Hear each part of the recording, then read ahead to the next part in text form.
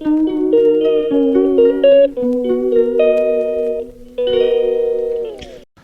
second test of this England versus India series began at the Edgbaston in Birmingham with India firing from all cylinders.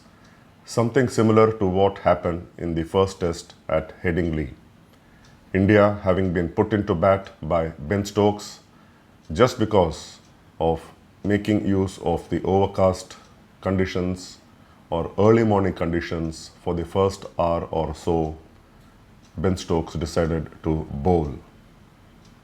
Shubman Gill would also have done the same had he won the toss, but then, as it turned out, just like in Headingley, with the sun shining bright, it was perfect batting conditions.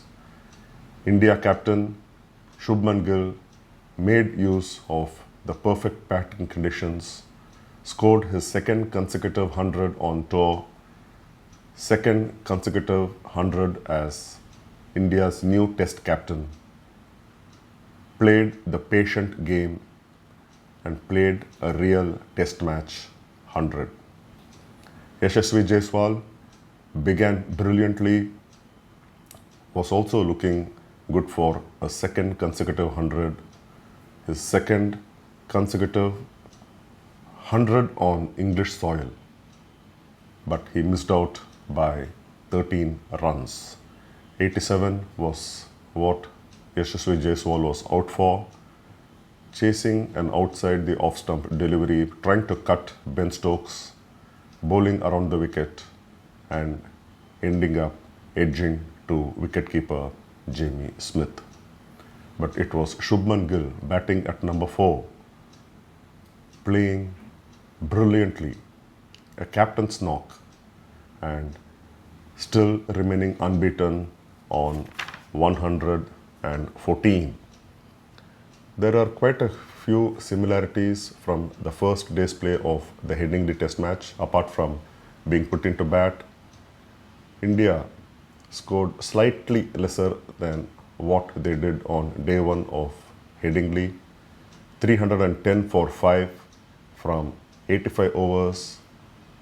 India had finished day 1 in Headingley at 359 for 3, also from 85 overs. Both the batsmen not out are the captain and Jadeja, the senior batsman.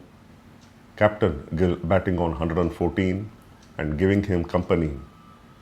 Ravindra Jadeja quietly moving to an unbeaten 41, the two of them sharing 99 unbroken for the 6th wicket. The highlights of the day: Yashasvi Jaiswal, 87 runs. Karun Nair, promoted from number 6 in the previous test match to number 3 just because Sai Sudarshan was unfairly dropped from the playing 11 after making his debut in Headingley. And this was to give India an additional spinning all-rounder option. There were 3 changes made in the playing 11 from the Headingley Test match. 2 were anyway foreseen. There was no Jasprit Bumrah, and there was a lot of furor about Jasprit Bumrah's resting for this test match. An all-important test match. India needed Bumrah to take wickets, and only if you take 20 wickets, and he was the one who seemed to be giving those 20 wickets. Not that he was going to take all 20 wickets, but giving the vital breakthroughs.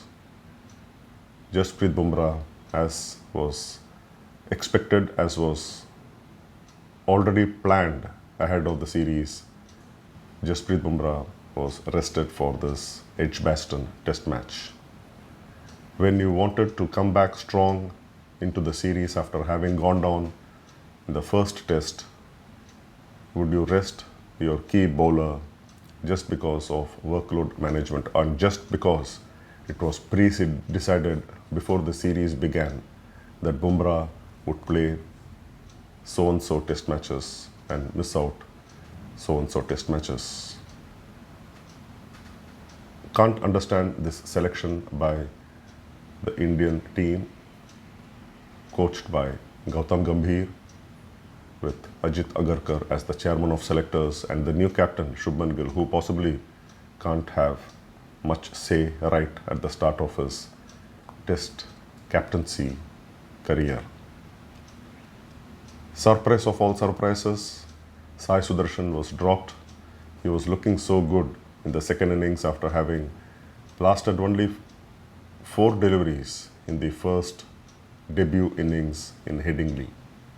Second innings at number 3, he was coming good, scored 30 runs before tapping to the mid-wicket fielder. But do you drop him just to accommodate Washington Sundar and give depth to the batting? As it is, Washington Sundar is going to bat at number 8, and you expect number 8 to give you enough runs on the board when the top 7 are not going to give. That's an unfair call, and certainly unfair on Sai Sudarshan, who seems to have a long career ahead of him, who seems to be a perfect replacement at number 3. You need somebody who can anchor the innings, and Sai Sudarshan is very much capable of. Not that Karun Nair is incapable of. Karun Nair rarely has batted at number 3, even for his domestic side. Played at number 6 in Headingley, where he made a comeback after about 7 years in wilderness from the test team, and he began very well, settled down at number 3 position brilliantly, played some extravagant cover drives for 4s and a nice tap to mid-wicket off Ben Stokes in his first over for 4s. But then, if you have got a good start, and especially when you're on a comeback trail after being away for a long time, you have to capitalize on your good start. You have to capitalize and make it count. Having scored tons and tons of runs in domestic cricket, forced your way into the test squad, and given the chance, and especially preferred ahead of Sai Sudarshan for the number 3 slot, you have to make it count big and massively big. Big like how Chiteshwar Pujara used to do, make number 3 his own, does not give up his wicket. Karun Nair should be actually doing that. Looking good, he was done in by a bouncer and ended up edging to second slip, giving him a simple lollipop. Out for 30, Karun Nair and Yashasvi Jaiswal shared 80 for the second wicket before, just when lunch was approaching, Nair was out for 31 runs of 50 deliveries.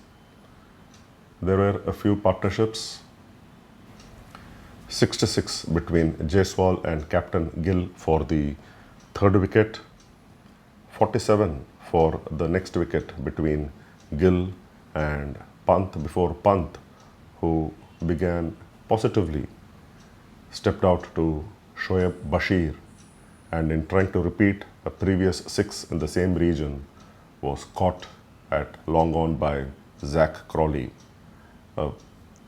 An intelligent fielding position, because there was a mid-on for Rishabh Pant, and there was also a long on straight behind mid-on, kept only for that catch, anticipating Pant to play Bashir in that region, trying to clear, but this time he did not connect it well. Pant gone for 25.